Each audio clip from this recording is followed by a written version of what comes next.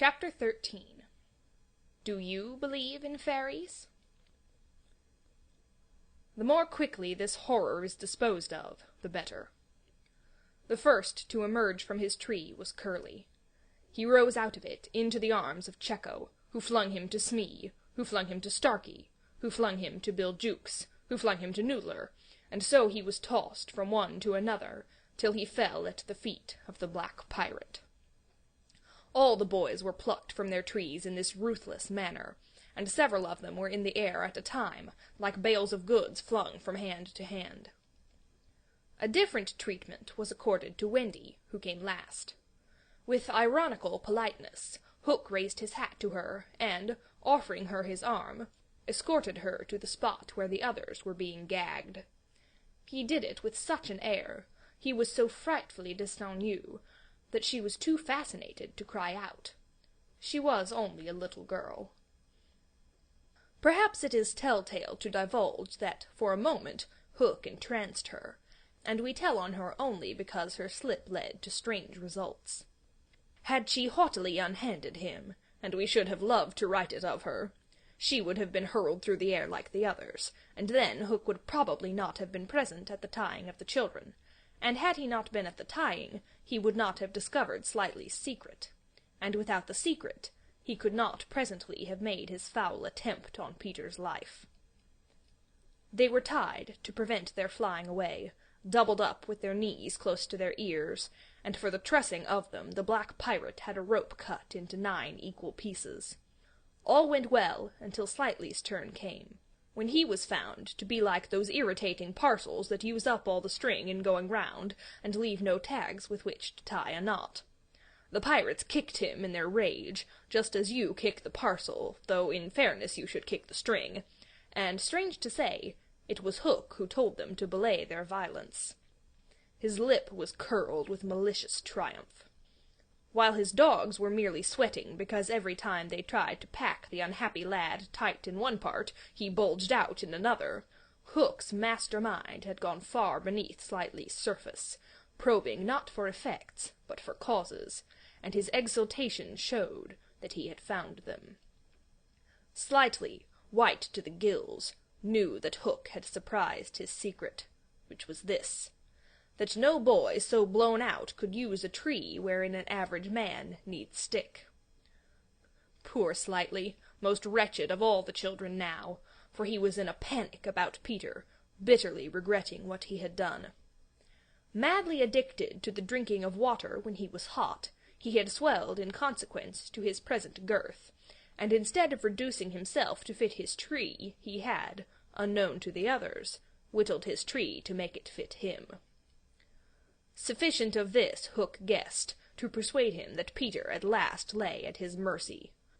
But no word of the dark design that now formed in the subterranean caverns of his mind crossed his lips. He merely signed that the captives were to be conveyed to the ship, and that he would be alone. How to convey them? Hunched up in their ropes, they might indeed be rolled downhill like barrels, but most of the way lay through a morass. Again Hook's genius surmounted difficulties. He indicated that the little house must be used as a conveyance. The children were flung into it, 4 stout pirates raised it on their shoulders, the others fell in behind, and, singing the hateful pirate chorus, the strange procession set off through the wood. I don't know whether any of the children were crying. If so, the singing drowned the sound. But as the little house disappeared in the forest, a brave though tiny jet of smoke issued from its chimney, as if defying Hook. Hook saw it, and it did Peter a bad service. It dried up any trickle of pity for him that may have remained in the pirate's infuriated breast. The first thing he did, on finding himself alone in the fast-falling night, was to tiptoe to Slightly's tree, and make sure that it provided him with a passage. Then for long he remained brooding, his hat of ill omen on the sward, so that any gentle breeze which had arisen might play refreshingly through his hair. Dark as were his thoughts, his blue eyes were as soft as the periwinkle. Intently he listened for any sound from the nether world, but all was as silent below as above. The house under the ground seemed to be but one more empty tenement in the void. Was that boy asleep? Or did he stand waiting at the foot of Slightly's tree, with his dagger in his hand? There was no way of knowing, save by going down. Hook let his cloak slip softly to the ground, and then, biting his lips till a lewd blood stood on them, he stepped into the tree. He was a brave man, but for a moment he had to stop there and wipe his brow, which was dripping like a candle. Then, silently, he let himself go into the unknown. He arrived unmolested at the foot of the shaft, and stood again, biting at his breath, which had almost left him.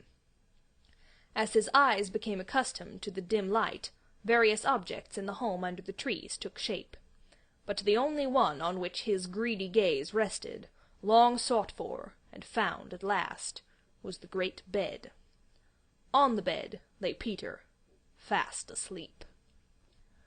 Unaware of the tragedy being enacted above, Peter had continued, for a little time after the children left, to play gaily on his pipes, no doubt a rather forlorn attempt to prove to himself that he did not care. Then he decided not to take his medicine, so as to grieve Wendy. Then he lay down on the bed, outside the coverlet, to vex her still more, for she had always tucked them inside it, because you never know that you may not grow chilly at the turn of the night.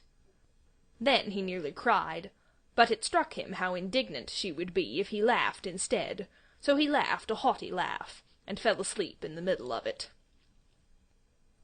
Sometimes, though not often, he had dreams, and they were more painful than the dreams of other boys. For hours he could not be separated from these dreams, though he wailed piteously in them.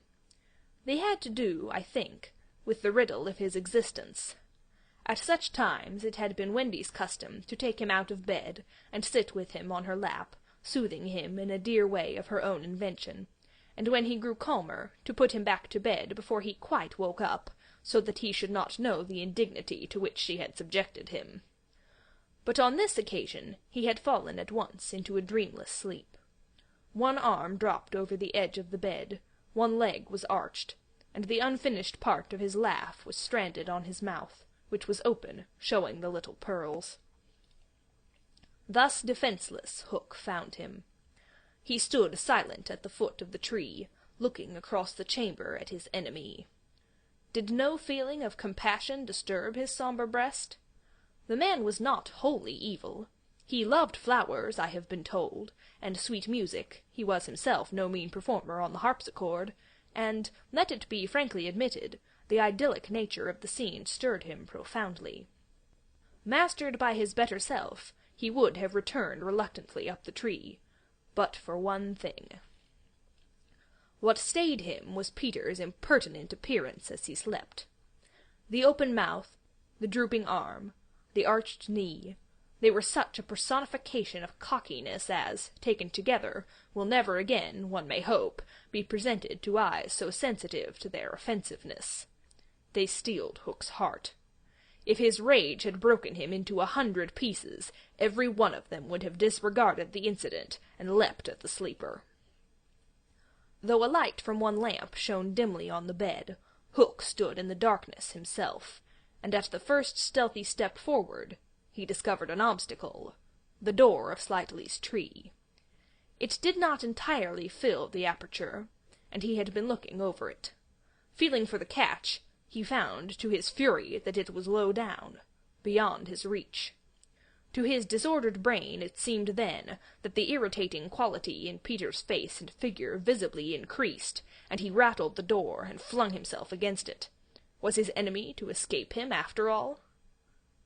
But what was that? The red in his eye had caught sight of Peter's medicine standing on a ledge within easy reach. He fathomed what it was straight away, and immediately knew that the sleeper was in his power. Lest he should be taken alive, Hook always carried about his person a dreadful drug, blended by himself of all the death-dealing rings that had come into his possession. These he had boiled down into a yellow liquid, quite unknown to science, which was probably the most virulent poison in existence. 5 drops of this he now added to Peter's cup. His hand shook, but it was in exultation rather than in shame. As he did it, he avoided glancing at the sleeper, but not lest pity should unnerve him, merely to avoid spilling. Then one long gloating look he cast upon his victim, and, turning, wormed his way with difficulty up the tree. As he emerged at the top, he looked the very spirit of evil breaking from its hole. Donning his hat at its most rakish angle, he wound his cloak around him, holding one end in front, as if to conceal his person from the night, of which it was still the blackest part, and, muttering strangely to himself, stole away through the trees. Peter slept on. The light guttered and went out, leaving the tenement in darkness, but still he slept. It must not have been less than 10 o'clock by the crocodile when he suddenly sat up in his bed, wakened by he knew not what. It was a cautious, soft tapping on the door of his tree. Soft and cautious, but in that stillness it was sinister. Peter felt for his dagger till his hand gripped it. Then he spoke. "Who is that?" For long there was no answer.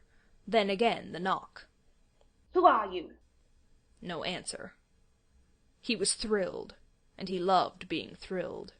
In 2 strides he reached the door. Unlike Slightly's door, it filled the aperture, so that he could not see beyond it, nor could the one knocking see him. "I won't open unless you speak," Peter cried. Then at last the visitor spoke, in a lovely bell-like voice. "Let me in, Peter." It was Tink, and quickly he unbarred to her. She flew in excitedly, her face flushed, and her dress stained with mud. "What is it?" "Oh, you could never guess," she cried, and offered him 3 guesses. "Out with it," he shouted, and in one ungrammatical sentence, as long as the ribbons that conjurers pull from their mouths, she told of the capture of Wendy and the boys. Peter's heart bobbed up and down as he listened. Wendy bound, and on the pirate ship, she who loved everything to be just so. "I'll rescue her," he cried, leaping at his weapons. As he leapt, he thought of something he could do to please her. He could take his medicine. His hand closed on the fatal draught. "No!" shrieked Tinker Bell, who had heard Hook mutter about his deed as he sped through the forest. "Why not?" "It is poisoned." "Poisoned? Who could have poisoned it?" "Hook." "Don't be silly. How could Hook have got down here?" Alas, Tinker Bell could not explain this, for even she did not know the dark secret of Slightly's tree. Nevertheless, Hook's words had left no room for doubt. The cup was poisoned. "Besides," said Peter, quite believing himself, "I never fell asleep." He raised the cup. No time for words now. Time for deeds. And with one of her lightning movements, Tink got between his lips and the draught, and drained it to the dregs. "Why, Tink, how dare you drink my medicine?" But she did not answer. Already she was reeling in the air. "What is the matter with you?" cried Peter, suddenly afraid. "It was poisoned, Peter," she told him softly. "and now I am going to be dead."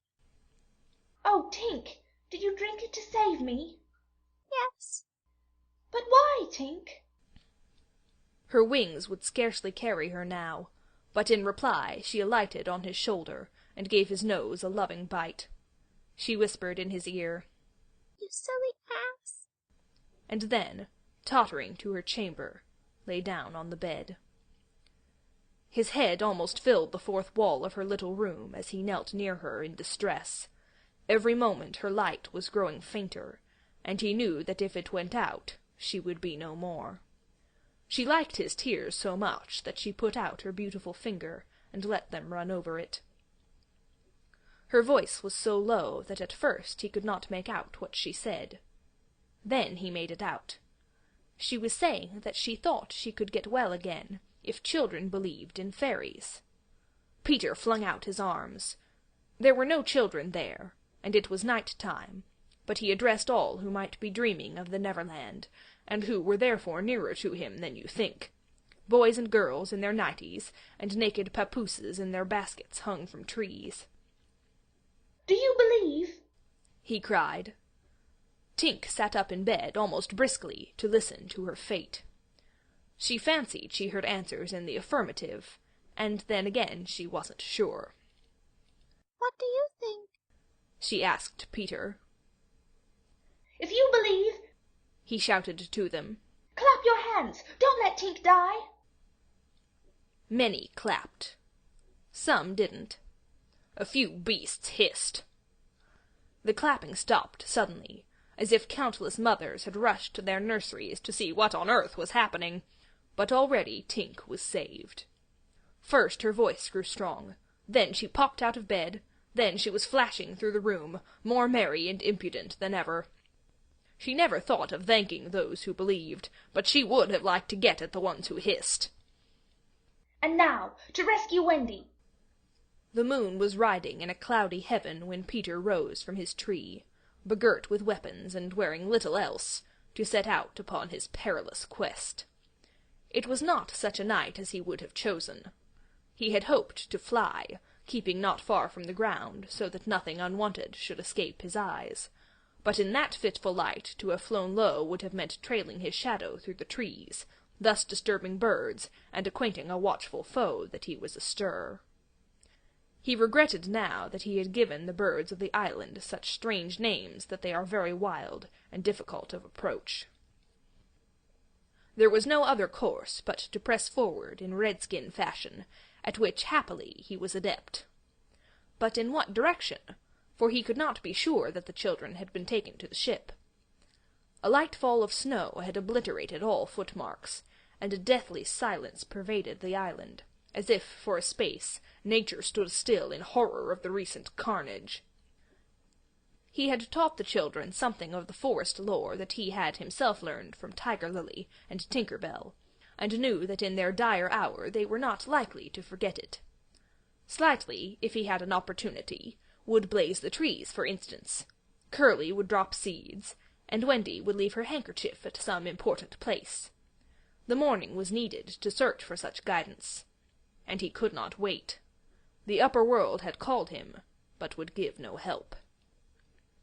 The crocodile passed him, but not another living thing, not a sound, not a movement, and yet he knew well that sudden death might be at the next tree, or stalking him from behind.